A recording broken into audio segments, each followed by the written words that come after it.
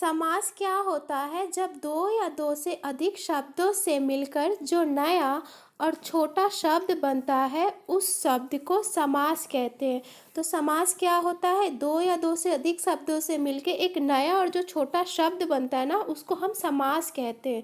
या आप समास को ऐसे भी याद रख सकते हो कि किसी शब्द का छोटा रूप रखना ही क्या होता है? समास होता है। जैसे देखो रसोई के लिए घर, तो ये दो या दो से अधिक शब्द है ना, और इनको मिला के हम एक छोटा और नया शब्द बना रहे हैं, वो क्या हो जाएगा? रसोई घर। तो रसोई घर क्या हो जाएगा? समास हो जाएगा। समास क्या होता है? दो या दो से अधिक शब्दों से मिलके एक नया और छोटा शब्द ही बनाना समास होता है। समास मतलब किसी बहुत सारे शब्दों का छोटा रूप करना ही समास होता है। राजा का पुत्र राजपुत्र, हाथ के लिए करी हथकड़ी। तो रसोई घर, राजपुत्र, हथकड़ी, ये क्या हुआ? ये समास हुआ। और ये रसोई के लिए घर क्या हो जाएगा? इसका समास विग्रह हो जाएगा। देखो रसोई घर किस चीज़ से मिलके बना है? रसोई प्लस घर से मिलके बना है। तो जो रसोई है मतलब रसोई क्या है? पहला पद है। तो जो पहला पद होता है ना उसको हम पूर्व पद बोलते हैं, और घर क्या है? दूसरा पद है, तो उसको हम बोलते हैं उत्तर पद। अव्ययी भाव समास क्या होता है? जिसका पूर्व पद मतलब पहला पद अव्यय एवं प्रधान हो उसे अव्ययी भाव समास कहते हैं। तो जो अव्ययी भाव समास होता है उसका पहला पद प्रधान होता है। या आप इसको ऐसे भी याद रख सकते हो कि जिन शब्दों के प्रारंभ में मतलब जो पहला पद होगा ना वो उपसर्ग होगा। कौन कौन से उपसर्ग होंगे? यथा, प्रति, नी, अन, भर, आ, प्र, स, हम, हर, बे। तो उपसर्ग क्या होता है? किसी भी शब्द के पहले जुड़ता है। तो उपसर्ग आपको देख के ही पता चल जाएगा कि कोई भी शब्द होगा ना उसके पहले एक उपसर्ग होगा, जैसे यथा, प्रति, तो वो सब क्या आपको समझ में आ जाएगा कि किसी शब्द के आगे जो नया शब्द होगा ना वो उपसर्ग होगा। जैसे देखो यथा शक्ति, तो शक्ति क्या है? शक्ति एक शब्द है और इसमें क्या जुड़ा है? यथा। यथा क्या हो जाएगा? उपसर्ग। तो ये क्या हो जाएगा? अव्ययी भाव समास, क्योंकि इसका जो पहला पद है वो क्या है? उपसर्ग है। यथा क्या है? उपसर्ग है। देखो प्रतिदिन, तो दिन क्या है? ये एक शब्द है और इसमें कौन सा उपसर्ग लगा है? प्रति लगा है, तो ये भी क्या हो जाएगा? अव्ययी भाव समास। आमरण, मरण में आ लगा है, आ क्या है? उपसर्ग है। भर पेट, पेट में भर लगा है, ये भी उपसर्ग है। अकारण, कारण में अ लगा है, बना है अकारण, तो अ भी क्या है? उपसर्ग है। तो ये सारे शब्द क्या हो जाएंगे? अव्ययी भाव समास, जिसका पहला पद क्या है? उपसर्ग है। दूसरा होता है तत्पुरुष समास। इसमें दूसरा पद मतलब उत्तर पद प्रधान होता है तथा कारक चिन्ह का लोप हो जाता है। जैसे देखो नाटककार, तो इसका समास विग्रह क्या होगा? नाटक को करने वाला। नाटक को करने वाला क्या बोलते हैं? नाटककार। वनवास, वन में वास, यहाँ पे को में ये क्या है? कारक चिन्ह है। तो समास जब बन रहा है तो ये क्या हो जा रहा है? उसका लोप हो जा रहा है, जो कारक चिन्ह है उसका लोप हो जा रहा है। रसोई घर, रसोई के लिए घर, देखो के लिए भी कारक चिन्ह है तो इसका लोप हो जाएगा। तनाव मुक्त, तनाव से मुक्त, से का लोप हो जाएगा और क्या बन जाएगा? तनाव मुक्त। कष्टपूर्ण, कष्ट से पूर्ण, तो से का लोप हो जाएगा क्योंकि कारक चिन्ह का क्या होता है? तत्पुरुष समास में कारक चिन्ह का लोप हो जाता है। गंगा जल, गंगा का जल, का लोप हो जाएगा। स्वर्ग प्राप्त, स्वर्ग को प्राप्त, को का भी लोप हो जाएगा। धर्म ग्रंथ, धर्म का ग्रंथ, यहाँ भी का लोप हो जाएगा, ये बन जाएगा धर्म ग्रंथ। तीसरा होता है कर्मधारय समास, जिसमें पहला पद विशेषण और दूसरा पद विशेष हो उसे कर्मधारय समास कहते हैं। तो देखो कर्मधारय समास में क्या होता है? पहला पद विशेषण होता है और जो दूसरा पद होता है वो विशेष होता है और वो प्रधान होता है। विशेषण क्या होता है? जो किसी के गुण दोषों को बताता है, और विशेष क्या होता है? जिसके गुण दोषों की बात होती है। जैसे मैंने बोला कि राम लंबा है, यहाँ पे लंबा क्या हो जाएगा? ये उसके गुण दोष की बात हो रही है ना कि राम कैसा है? राम लंबा है, तो लंबा विशेषण हो जाएगा।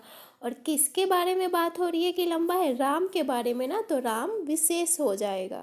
कर्मधारय समास को याद करने का एक ट्रिक ये भी है ना कि जो दूसरा पद होगा उत्तर पद, उसके आगे कैसा लगा के प्रश्न करेंगे हम। जैसे देखो नील गाय, तो गाय कैसी है? नीली है। महाराजा, राजा कैसा है? महान है।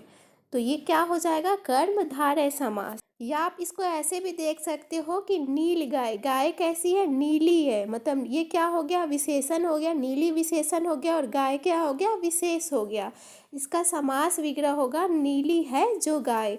महाराजा, राजा कैसा है, महान है, महान है जो राजा। नील कमल, कमल कैसा है, नीला है, नीला है जो कमल। मीनाक्षी, मीन के समान है जो अक्षी। दीन बंधु, दीन है जो बंधु। महात्मा, महान है जो आत्मा। द्विगु समास क्या होता है, इसमें पूर्व पद संख्यावाचक विशेषण होता है, मतलब इसमें जो पहला पद होता है वो संख्यावाचक विशेषण होता है तथा समस्त पद से समूह या समाहार का बोध होता है। जैसे देखो सप्ताह, तो सप्ताह किस चीज़ से बना है, सप्त से बना है ना, सप्त का मतलब होता है सात, मतलब पहला पद क्या है, संख्या है। इसका समास विग्रह होगा 7 दिनों का समाहार। पंचवटी, 5 वटों का समाहार, तो पंच भी क्या है, संख्या है। त्रिवेणी, 3 वेणियों का समाहार, और त्रि मतलब 3 होता है, तो ये भी पहला पद क्या है, संख्या है। त्रिकोण, तो त्रि मतलब क्या होता है, संख्या होता है, 3 कोणों का समाहार। चौराहा, 4 राहों का समाहार, और चौ मतलब क्या होता है, 4 होता है। द्वंद्व समास, जिस समास के दोनों पद प्रधान एवं प्रायः एक दूसरे के विपरीत हो, सदैव नहीं। द्वंद्व समास में क्या होता है, जो प्रथम पद होता है और जो दूसरा पद होता है ना, दोनों प्रधान होता है, मतलब पूर्व पद और उत्तर पद दोनों प्रधान होते हैं। और क्या होता है ना, मोस्ट ऑफ द केस में क्या होता है, दोनों पद ना एक दूसरे के विपरीत होते हैं, लेकिन हमेशा विपरीत नहीं होते हैं। और इनका विग्रह करने पे और, अथवा, या, एवं लगता है। ऐसे देखो कृष्णा अर्जुन, तो इसका समास विग्रह क्या होगा, कृष्णा और अर्जुन। तो इस वाले समास में कृष्णा और अर्जुन दोनों पद क्या है, प्रधान है। और ये जरूरी नहीं है कि दोनों हमेशा क्या होंगे, एक दूसरे के विपरीत होंगे। कृष्णा अर्जुन एक दूसरे के विपरीत नहीं है। माँ बाप, इसका समास विग्रह होगा माँ और बाप। ठंडा गरम, ठंडा या गरम, तो ठंडा और गरम एक दूसरे के विपरीत है।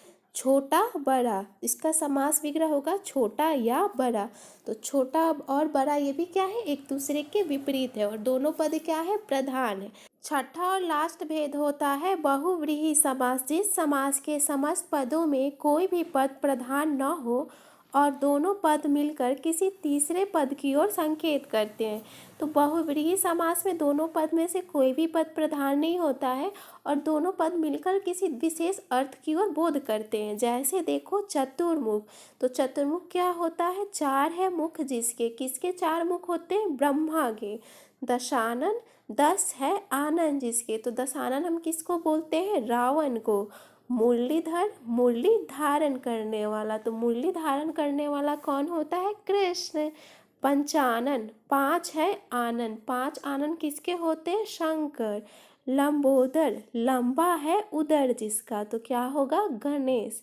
त्रिनेत्र, 3 है नेत्र जिसके, तो 3 नेत्र किसके होते हैं, आम इंसान के 3 नेत्र नहीं होते, 3 नेत्र होते हैं शिव के। अभी देखो हमने द्विगु समास में भी पढ़ा था कि जो पहला पद होता है वो क्या होता है, संख्या। तो यहाँ पे चतुर्मुख, दशानन, पंचानन, त्रिनेत्र, इसमें भी क्या है, पहला पद क्या है, संख्या है। तो आप ऐसे भी सोच सकते हो कि ये बहुव्रीहि समास क्यों हुआ, इसको द्विगु समास होना था।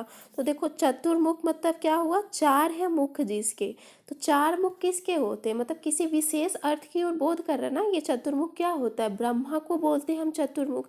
और उसमें क्या होता है, जैसे हम बोलते हैं त्रिकोण, तो उसमें जो दिखता है वही होता है। द्विगु समास में जो दिखता है वही होता है। जैसे हम त्रिकोण बोल रहे हैं, तो त्रिकोण का मतलब होता है 3 कोणों का समाहार। यहाँ पे हम त्रिनेत्र बोल रहे हैं, तो त्रिनेत्र क्या हो जाएगा, 3 है नेत्र जिसके, तो 3 नेत्र किसके होता है, आपको ये पता होना चाहिए, शिव को, मतलब इसका एक विशेष अर्थ होता है। और द्विगु समास में जो दिखता है वही उसका अर्थ भी होता है।